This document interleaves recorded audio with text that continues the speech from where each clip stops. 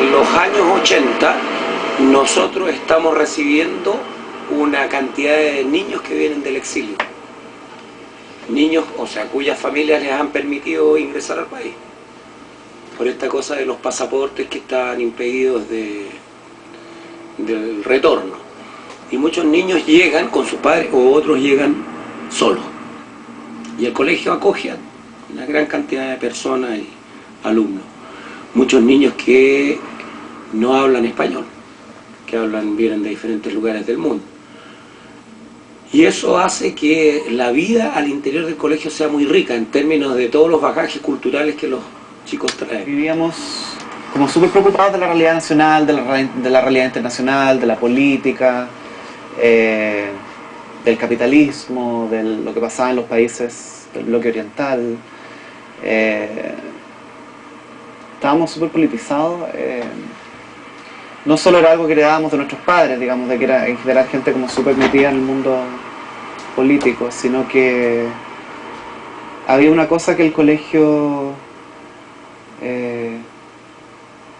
apoyaba, que era cuestionarse, preguntarse acerca de la realidad, acerca de la sociedad, etc.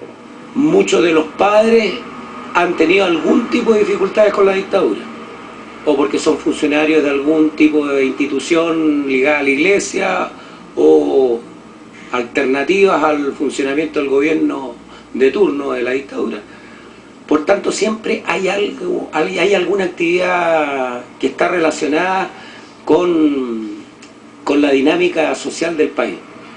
Es el tiempo también donde se están creando las organizaciones estudiantiles y donde los alumnos del colegio tienen una gravitación importante. Y por la otra parte, los profesores, nosotros también estamos ligados al proceso de democratización del país a través de la historia esta de la GESH y colegio de profesores y eso. Bueno, llegamos al latino después de una intensa búsqueda, porque en esa época uno no buscaba un establecimiento que solo educara, o sea, le entregara determinados conocimientos a tu hijo, sino que habían otros elementos que para nosotros eran vitales, como por ejemplo la seguridad, la coherencia entre lo que nosotros pensábamos y queríamos de la educación de nuestros hijos y lo que el establecimiento podía darnos.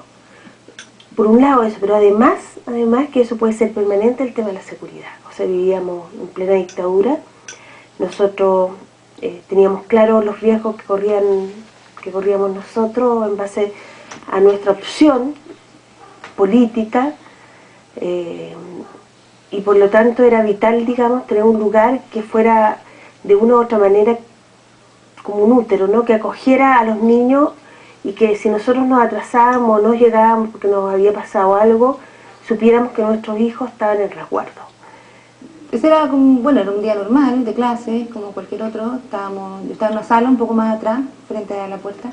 Irrumpen aquí tipo 8:30 de la mañana unos agentes civiles que se meten al colegio. Y recuerdo que escuchamos el helicóptero y que escuchamos el balazo. Estábamos en clase, de repente un compañero baja al baño y sube llorando. Y eso fue como la primera, o sea, escuchamos un ruido raro que nadie tuvo muy claro y unos movimientos extraños. De repente nos hicieron, él dice que había visto a alguien en el baño, que ese era el tío Leo, que estaba herido en el baño, él se lo encontró. Y de repente nos hicieron bajar, agachados, había que agacharse, había que salir por las escaleras. Los profes nos guardaron como en el escenario y no había una información clara, nosotros no sabíamos lo que estaba pasando. Sabíamos que era un balazo porque los dos habíamos escuchado balazos antes. Y nos miramos y el Manuel dijo, mi papá. Pero un poco como haciendo el chiste, pero al mismo tiempo como preocupados, como, uy, si fuera verdad. Y era verdad. Ellos entraron al colegio de civil, se dieron una vuelta, entonces después salieron violentamente, bruscamente y tomaron a los dos y lo arrastraron al auto. A la misma hora suspendieron el tránsito los carabineros ahí en la esquina de Eliodoro Yáñez con Los Leones. La información por la radio cooperativa de que se había habido un secuestro, nosotros nos enteramos, sonaba la radio. La música de la radio cooperativa es algo que no, hasta el día de hoy yo la escucho y como que me causa una especie como de una angustia extraña, un recuerdo. El diario de Cooperativa está llamando. informa Armando Castro. Individuos no identificados se llevaron esta mañana desde un establecimiento educacional de la comuna de Providencia de Santiago a un profesor, un apoderado y balearon a un tercer educador que en estos momentos recibe atención de urgencia. El hecho ocurrió poco antes de las 9 de esta mañana en el Colegio Latinoamericano de Integración. El profesor baleado fue identificado como Leopoldo Muñoz de la Parra. Los que teníamos más actividad política y estábamos más como relacionados con las personas involucradas en lo que pasó afuera, como que automáticamente nos juntamos en esa otra sala que está ahí, que era el laboratorio de química, creo.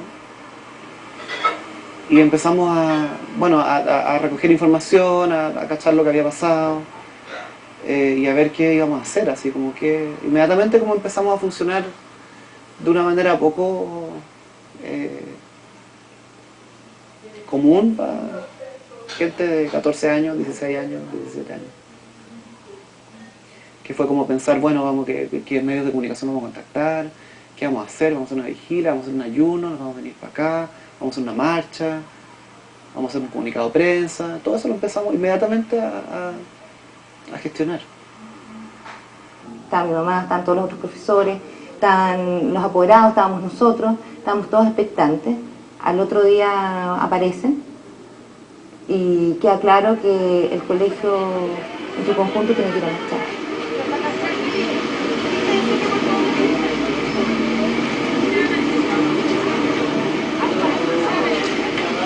Eso fue un día viernes 29. Manuel Guerrero estaba aquí en esta puerta, parado. Él era paradocente y recibía a los hijos de José Manuel.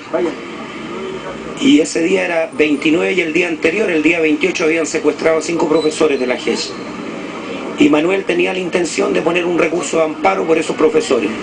Y me llamó por teléfono que yo trabajaba en el local de una cuadra más abajo en la básica y yo me vine caminando por esta calle en dirección a Providencia. Y desde Providencia venían 2 o 3 personas corriendo. Cuando yo llegué a la esquina, esas 2 personas tomaron a José Manuel, lo golpearon en el suelo y golpearon a Manuel y me dispararon. Y se los llevaron a él. Y el día sábado aparecieron tirados en Quilicura, que estaban degollados. Y ahí, bueno, ahí lo compartimos con el Leo y todos estábamos de acuerdo en esto, ¿no? En el significado que tenía Américo Vespucio, porque en esa época era bastante menos, no había gente, no estaban todo este comercio que hay ahora y pasaban menos vehículos también. Entonces era como el borde de Santiago donde se mataba, donde se iba a tirar los restos y donde mataron a mucha gente. Es fuerte eso, es violento. Es violento además que tú pasas por miles de vehículos pasan por aquí y no saben lo que pasó aquí en este lugar.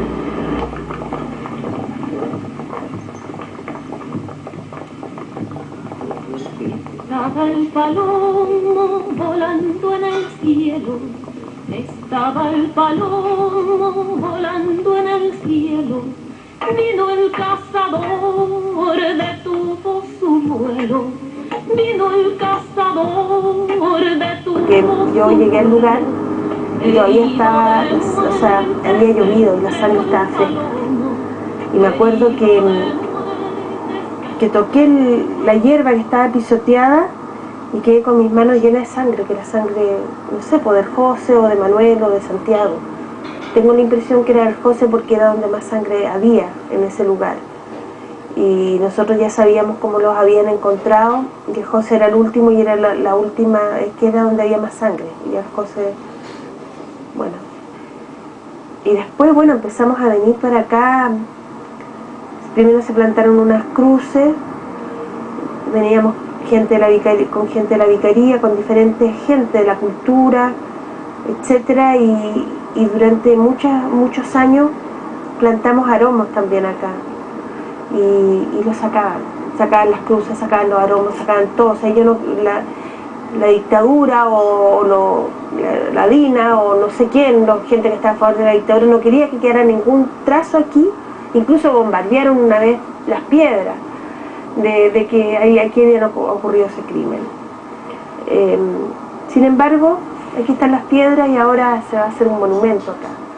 Y desde el aeropuerto queríamos que se vieran 3 sillas cuando no había como una especie de bienvenida a Santiago. Y en el fondo se van a ver estas tres cosas y una pasarela de luz que va a ser esa. Y lo estaban secuestrando y vimos cuando se los llevaban. Y me acuerdo que fue como bien traumático, porque, o sea, no traumático, pero bien heavy, porque uno a los 12 años no se imagina que estas cosas pasan, o no se imagina que pasan en el colegio de uno. Y quedó la cagada en el fondo, ahí quedaron las sillas como todas distribuidas, todos, porque evacuaron el colegio rápidamente. Y que uno se internara y llegara como al lugar que efectivamente donde los encontraron degollados, un lugar un poco más íntimo, que tuviera como una especie de bosque de abedules. Nuestra idea era que en el fondo uno no podía hacer, esto es demasiado dramático, entonces uno tenía que hacer una cosa como más positiva, más de vida. Y además queríamos que uno se sentara a recordar, que fuera más reflexiva esta instancia, menos como menos combativa, o sea, que fuera una cosa mucho más piola, de que uno se acordara de por qué pasan estas cosas y no puede pasar nunca más. En ese momento, cuando reconocen el 76 a mi padre como preso político en el campo de concentración, él enviaba información, tenía que darle información a la juventud comunista y al Partido Comunista, en general a la resistencia, de quién estaba en el aparato de seguridad. Y la información la enviaba a través de mi mamá a Estela, que estaba embarazada en ese momento, y se la entregaban a José Manuel. Y José Manuel ya desde el 76, por lo tanto, empezó a configurar un organigrama de los aparatos represivos de Pinochet, que no era la DINA, que no era el ejército, sino que era esta como comando de todas las instituciones armadas que se habían confabulado para exterminar. O sea, ese era el lenguaje, o sea, exterminar de raíz a este cáncer marxista. Y los testimonios de los criminales son de que las órdenes eran perentorias, que esto tenía que ser algo que fuera ejemplar, que no le quedara a nadie duda lo que le iba a ocurrir si seguían con esto de la protesta. Está demasiado terrible. Tenemos que cambiar este país de una vez por todas. ¿Hasta cuándo siguen dialogando con los asesinos? ¿Hasta cuándo siguen matando a nuestro pueblo? ¿Hasta cuándo permitimos tanta matanza, tanto crimen, tanta tortura en este país? ¿Hasta cuándo? Chilenos, compañeros, compatriotas, por favor levántate, no aguantes que nos sigan matando a nuestra gente, por favor, exijamos justicia de una vez por todas.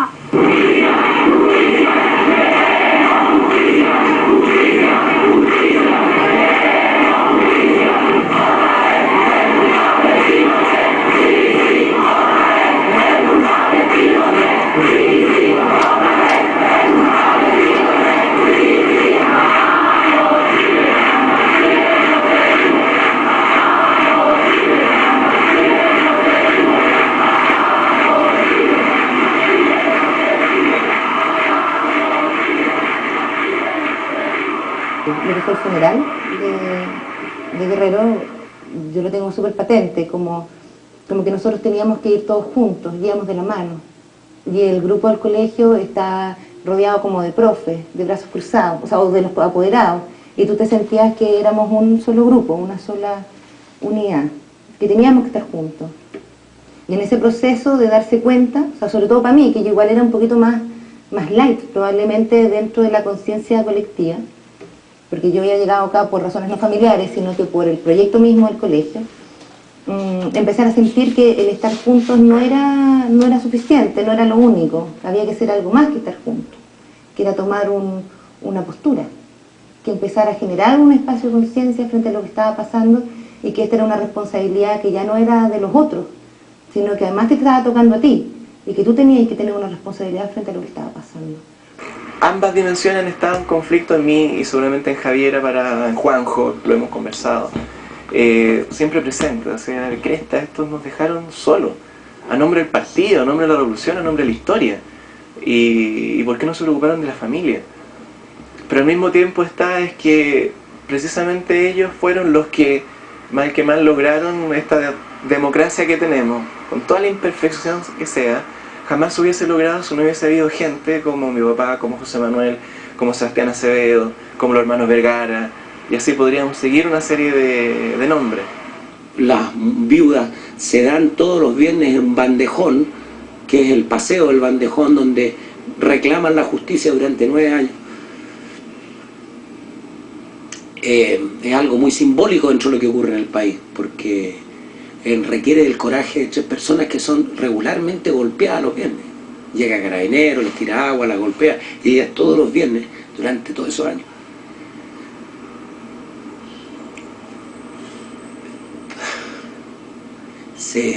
Se pasean con claveles en las manos. Cada clavel representaba de una u otra manera, era como de cada uno de ellos, frente a la moneda. Y dábamos 3 vueltas, el bandejón le decíamos nosotros, que es la plaza que está en la Alameda al medio, entre la plaza Bulnes, digamos, y la moneda. Y el objetivo nuestro era exigir justicia, dejando solo 3 claveles y la foto de ellos, una pancarta, en el suelo, en el pasto. Está unido a eso, está unido al homenaje a la sangre de ellos y exigir justicia. Marca una etapa muy importante en el país, que es ganar ese necesario coraje para recuperar algo que nos pertenece. Y ese coraje es capaz de ser transmitido, un gran coraje, y se transmite, y la gente en muchos lugares toma la decisión de no más, o sea, no más dictadura, no más Pinochet, no más secuestro, no más matanza. Es una decisión que cala a toda la familia, una alta proporción de familias en Chile. Por tanto, la gente empieza a perder el miedo. Y todo esto que la DICON Carabineros, a través de Mendoza, a través de Estangue, que hoy día todavía es que uno de los culpables intelectuales de esto, pretenden que es acallar la reclamación de la gente, se revierte.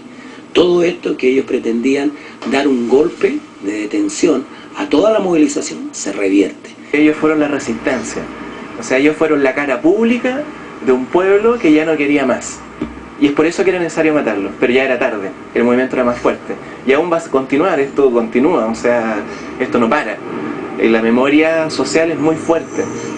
A mí me tocó, y a mi familia nos tocó vivirla en cuerpo, o sea, la historia pasó por nuestro cuerpo.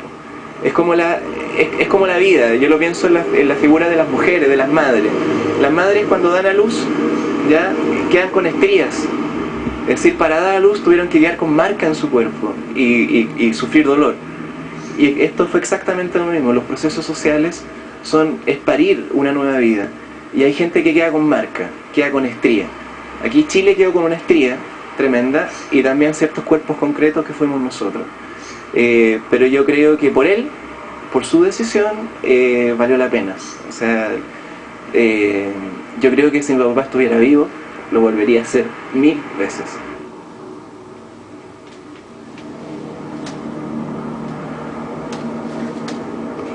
Yo creo que tal vez, si bien es cierto, es terrible lo que vivimos, es muy doloroso, es espantoso, yo creo que también tuvo el valor, lo bello, lo